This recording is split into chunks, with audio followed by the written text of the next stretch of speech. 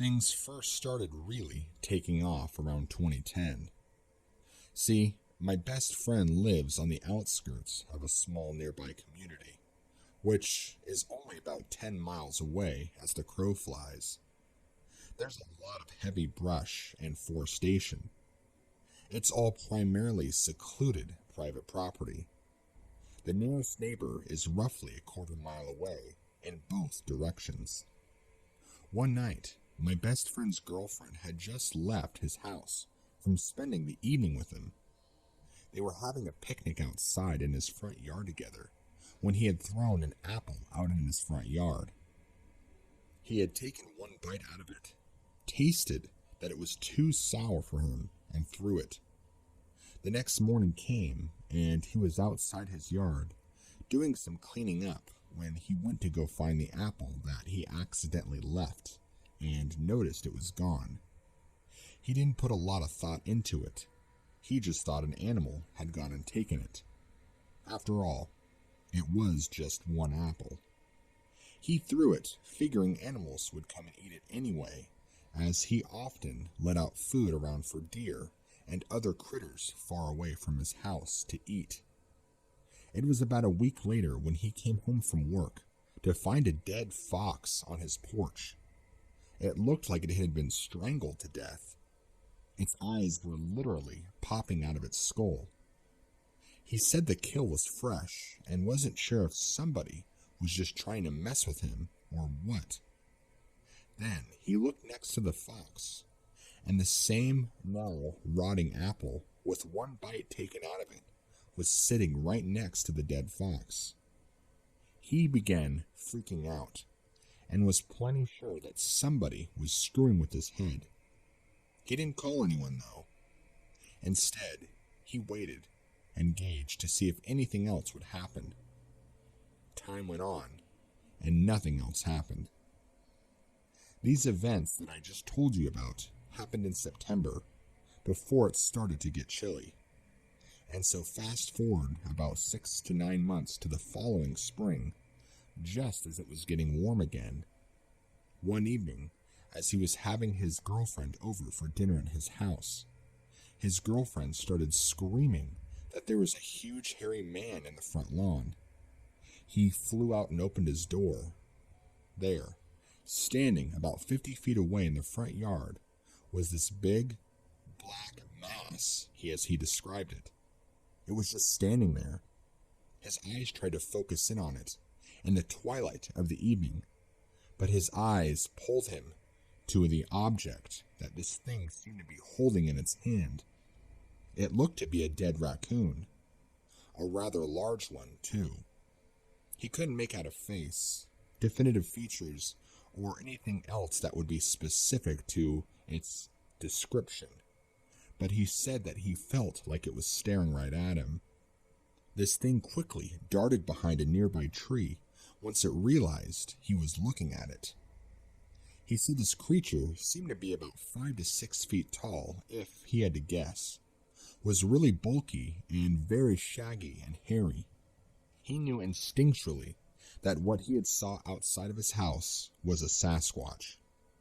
Over the next couple of days, he thought more and more about it, and believed that this creature was the thing that had left the dead fox on his porch, along with the apple with one bite taken out of it the previous fall. He hasn't experienced any other activity around his house, or anything like that, since initially sighting this in his front yard.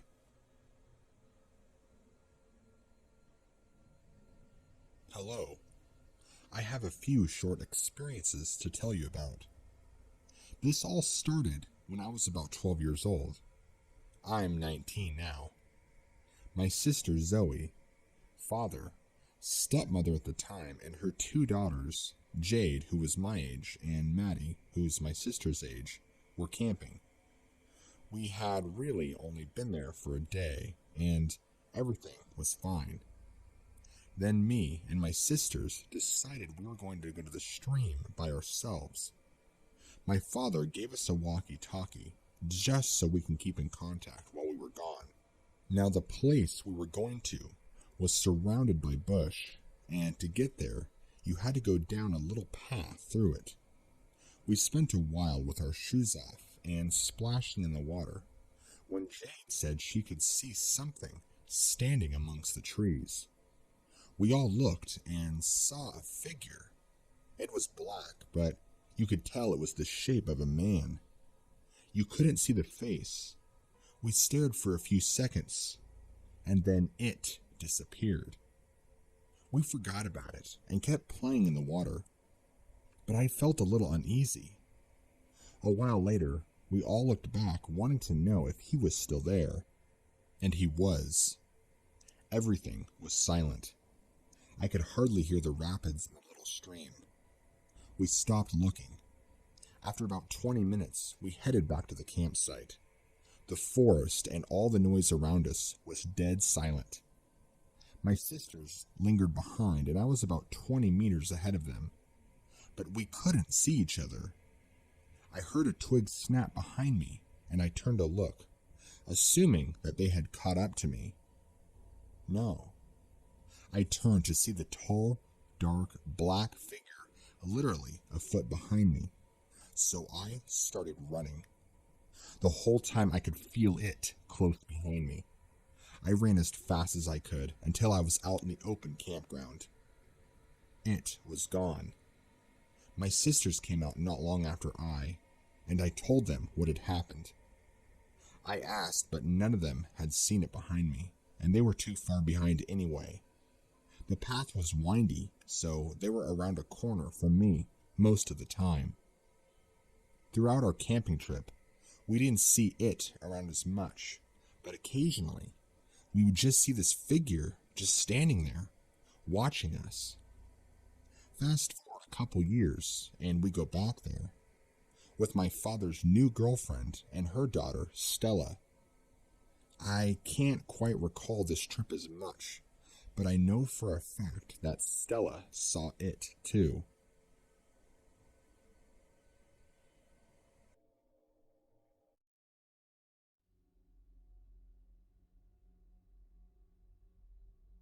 Bigfoot encounters. They come in all shapes and sizes. But tonight's special episode features what's known to many residents in the area of Michigan as the Lake Dewey Monster, strongly believed to just be another Bigfoot, or maybe perhaps something more nefarious. This episode features 12 encounters from this area, detailing the beast that lurks in the wilderness and the swamps there. There are a few instances of stories claiming to have sketches and pictures. If you would like to look at this yourself, you can simply go to Google and look for the Lake Dewey Monster sketches, as well as the lake pictures, as stated in the very last story, to get you a better idea of what these people saw. Now, on to the stories. Story 1. On Friday night in late August, several people called into the sheriff's office claiming they had heard a large explosion. One call came in from the 5 Mile Corner store gas station. The other was from a payphone near the same area. The police were dispatched to the area after a brief search located a small glowing fire and billowing smoke. They followed it to an isolated area on Priest Street where they found an overturned car on fire. The car was entirely engulfed in flames. An approach was made for rescue, but no one was seen inside. The fire eventually put out, though the car was burned to the bone. The area was cordoned off while deputies investigated. Eventually, the car was identified to belonging to a man from South Bend, Indiana, who told the police that his brother had borrowed it. Shortly afterward, the police were notified by a local Mildred Whittingmore. The 2 teenagers were in her house after being in an accident. Police interviewed the couple, Roy Townsend and Jay Arndt, both from Hillsdale, who were both in shock. They eventually indicated that they had been sitting in their car for some private time when something attacked it. They indicated the auto was pushed forward and then flipped over.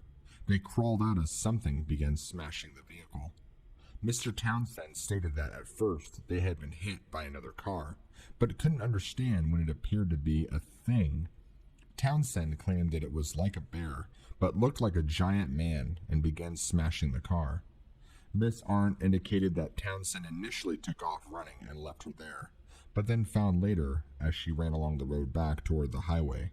She indicated that she was still very angry with him, but even more scared that this thing would catch up to them. They stumbled up to the random house of Whitney Moore, who was very accommodating.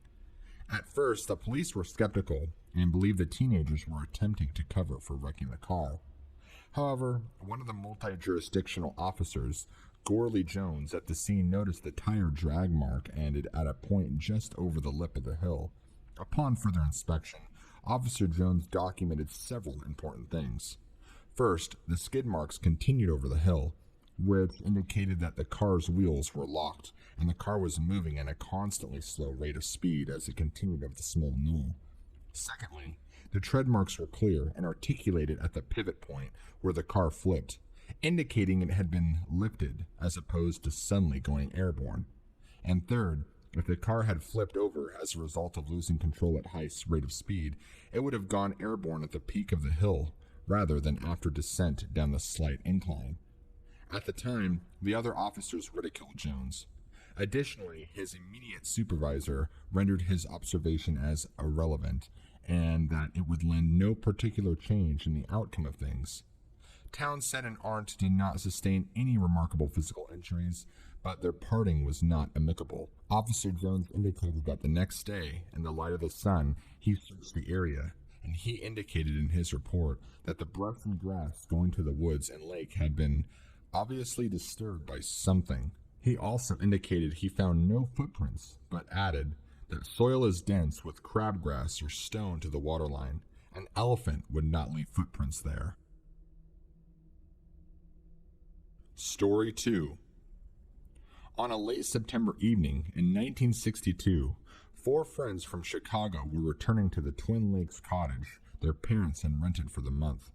They were coming back from Grand Haven, where they had supposedly gone to see the open of a musical fountain.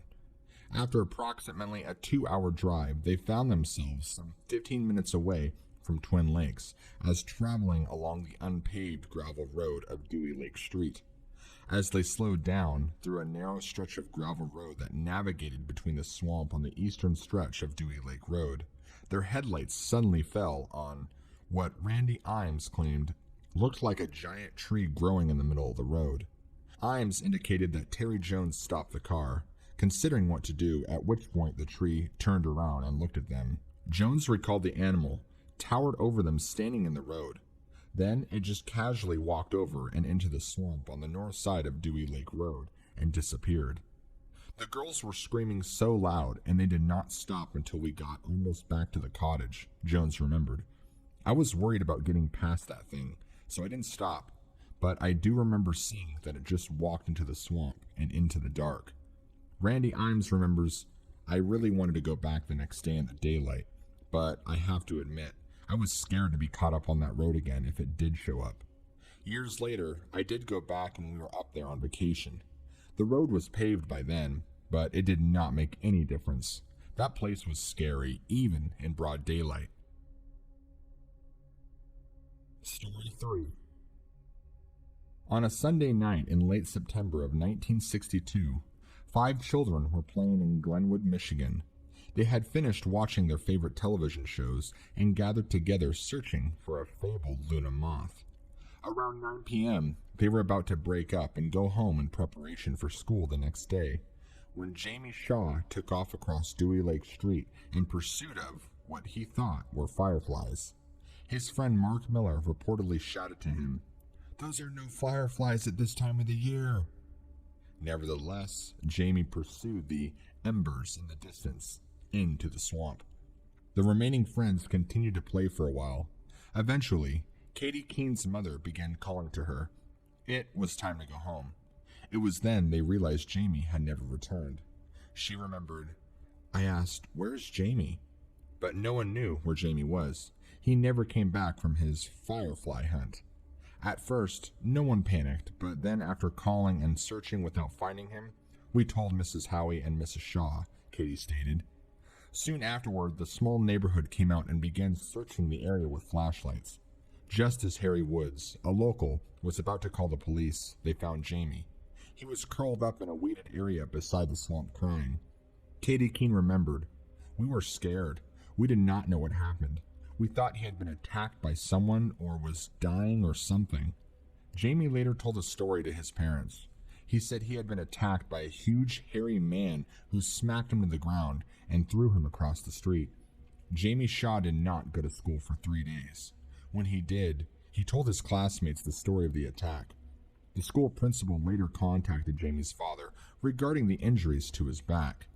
Mr. Shaw confirmed to the principal that the scratches on his back were caused from the incident of the previous Sunday night, the same story Jamie had relayed to them. Jamie's teacher, Miss Salee, did say at first she did not believe him. However, after a recess conversation with Jamie, was convinced he was, in fact, attacked by something that threw him around. Salee stated, "I am amazed he was not killed. His bruises were horrendous."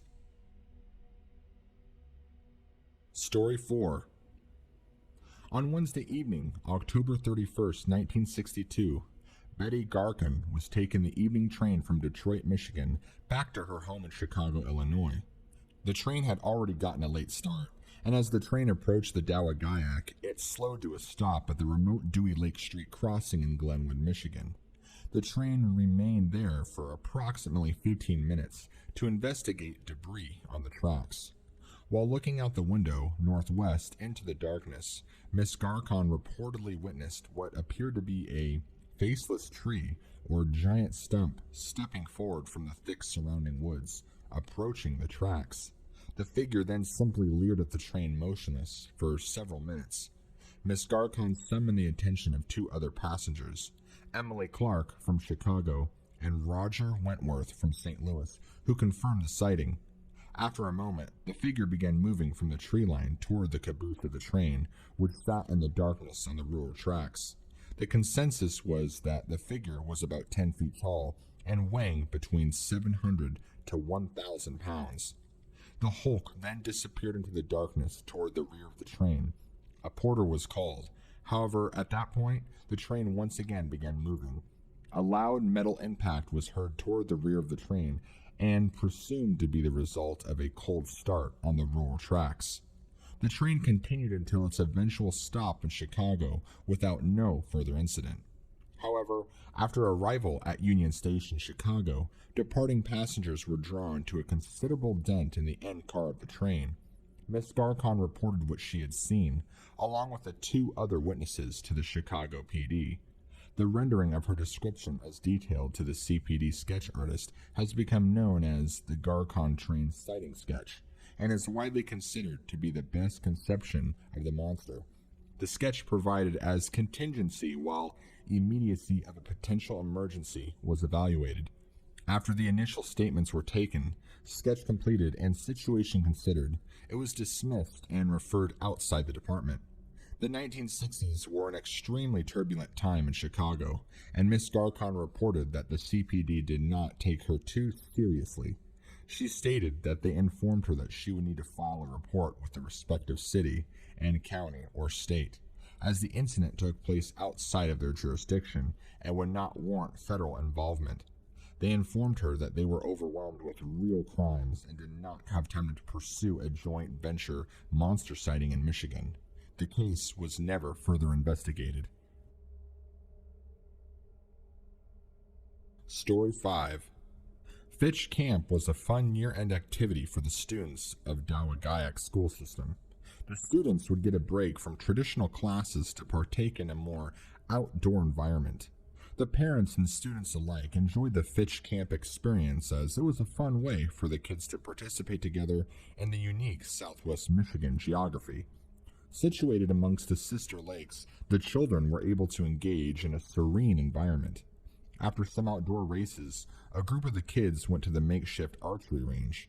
After the exercise, the students were to go directly to the diner at the mess hall. However, 2 of the girls, Denise McCormick and Janine Fisher, went to retrieve an arrow, which had gone awry. Approximately 1/2 hour later, Denise and Janine showed up late to dinner and sat with their friend Rhonda Burdick and Stacy Ashley. It was at that dinner Denise and Janine confessed to their friends that, while looking for the arrow, They saw a huge, stinky, hairy man staring at them. They told their friends it was really big and just stared at them, so they ran. The story got around, and by the time they went to bed that night, everybody was laughing at them. That is until the cabin in which these same girls were staying was attacked. Stacy Ashley stated that something began smashing the side of the cabin. I thought it was going to smash the wall in. Rhonda Burdick added, we were all screaming and Janine was thrown out of bed. The camp counselor was not present and later thought to be the one smashing the side of the cabin, attempting to frighten the girls.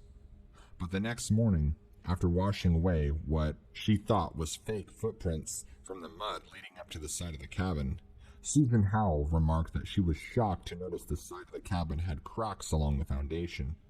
I immediately wished I had not washed away the footprints. She took Polaroid pictures of the cabin, but was told by another camp director that it did not prove anything. However, some 50 years later, all the girls involved in the incident still stand by the sighting and attack. Story 6.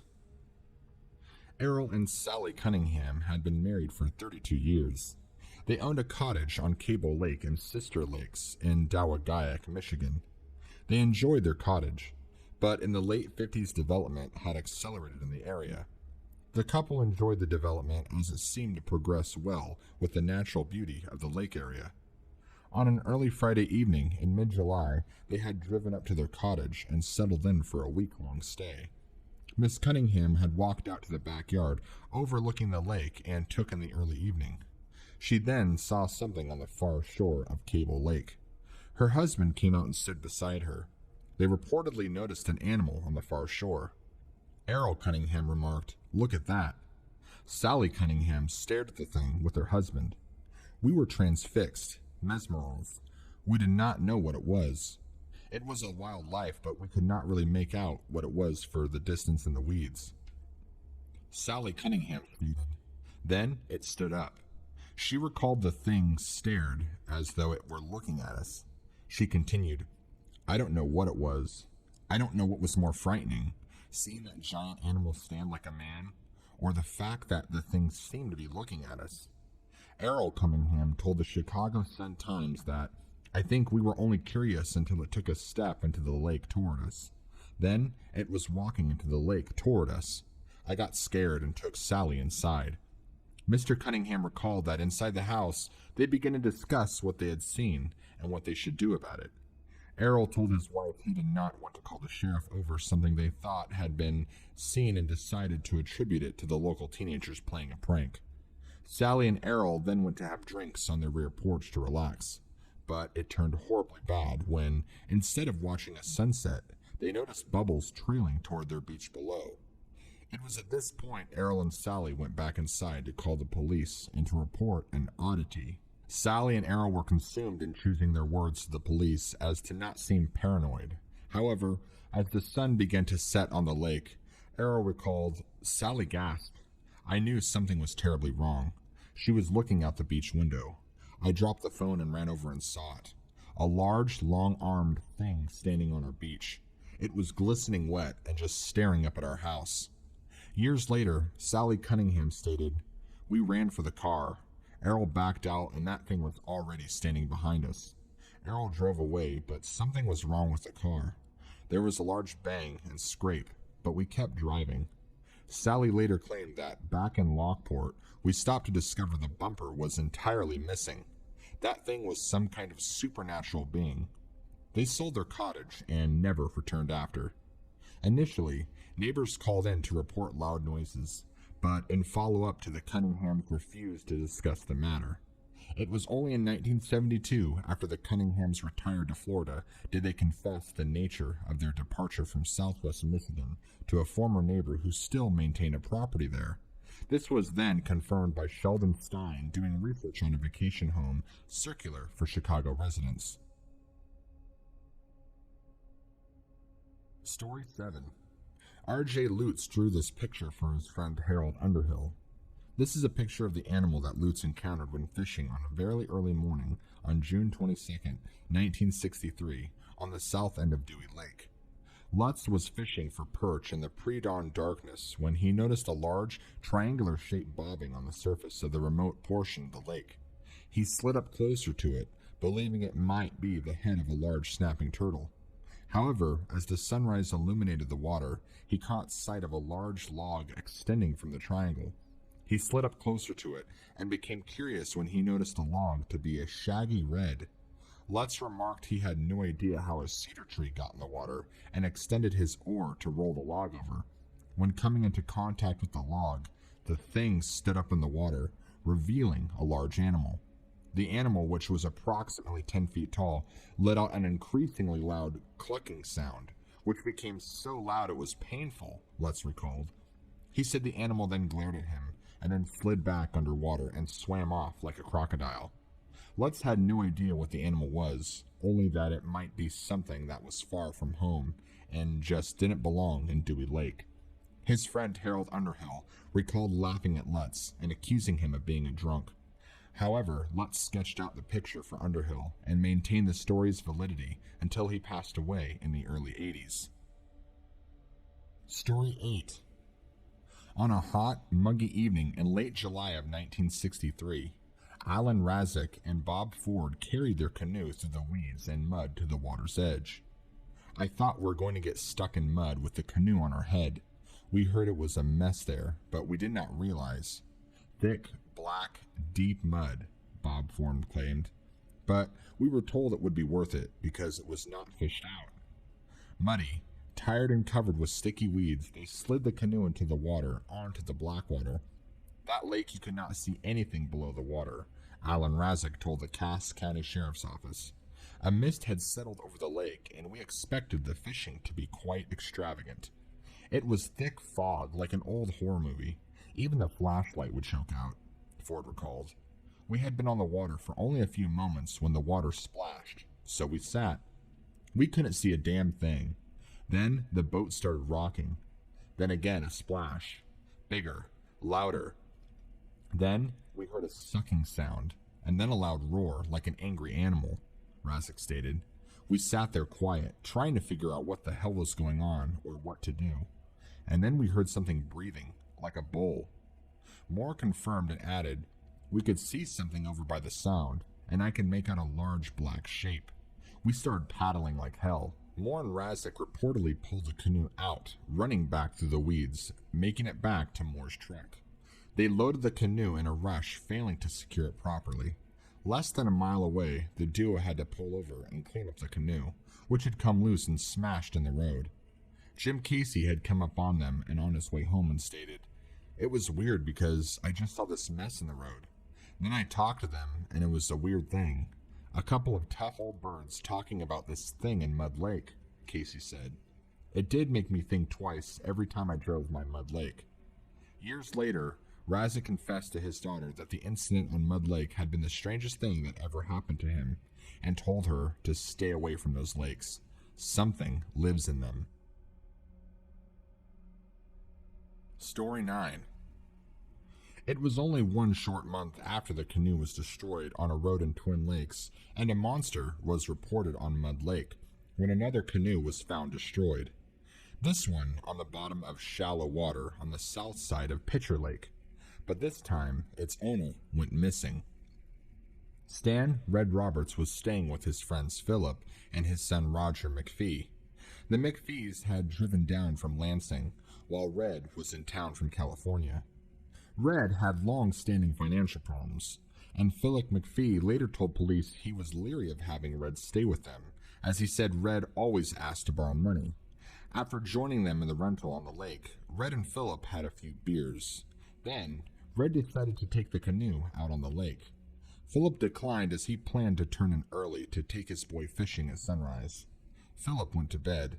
In the morning, Philip and Roger got in a rowboat and put in. Philip did not see Red or the canoe and thought maybe he had fallen asleep on the lake. I knew they didn't have a motorboat on Pitcher Lake, so I wasn't worried. It's not like a lock and happen out there, Philip had told the police. The fish were not biting. Nothing. Not one single bite, Philip recalled. I never saw the lake like that. I got so frustrated about the lack of fish, I just sort of forgot about the whole Red thing. It was only after returning and not seeing the canoe or Red, Philip had become concerned. I have to admit, at first I was afraid Red had stolen some stuff and taken off. But by early afternoon, Philip had become concerned and took his rowboat back out to attempt to find Red. I thought maybe he was over on the other side, bothering some neighbors or something. But Philip recalled he did not even get 100 yards from the shore before he saw the canoe. It was sitting on the bottom of the lake, in the clear shore water at the edge of the lily pads. At first, I was pissed, because I saw a giant hole in the canoe sitting on the bottom, and I thought he probably started drinking with some people he met, and they got crazy. Philip called the sheriff, and a deputy was sent out. They pulled the canoe out. Red, however, was never found. Philip had to pay for the broken canoe. A nearby vacationer helped with the retrieval, and then spent the rest of the afternoon looking through the area. Turns out, he was a retired Chicago PD detective by the name of Paul Wozniak. He later showed Philip the pieces of the canoe scattered amongst the dense weeds, mud, and trees. It was hard to get to because the water got thin and the weeds got very thick. Not hard enough to walk on, and not wet enough to paddle through. An excerpted portion of a letter Wozniak wrote to the Herald Palladium on August 27, 1963, stated the following. The pieces retrieved told me that the hole was created by a singular force blasting up from the bottom, especially as there were not broken pieces directly underneath the canoe, and no pieces caught in the canoe itself, so there is no other way to explain what happened. Philip never heard from Red again,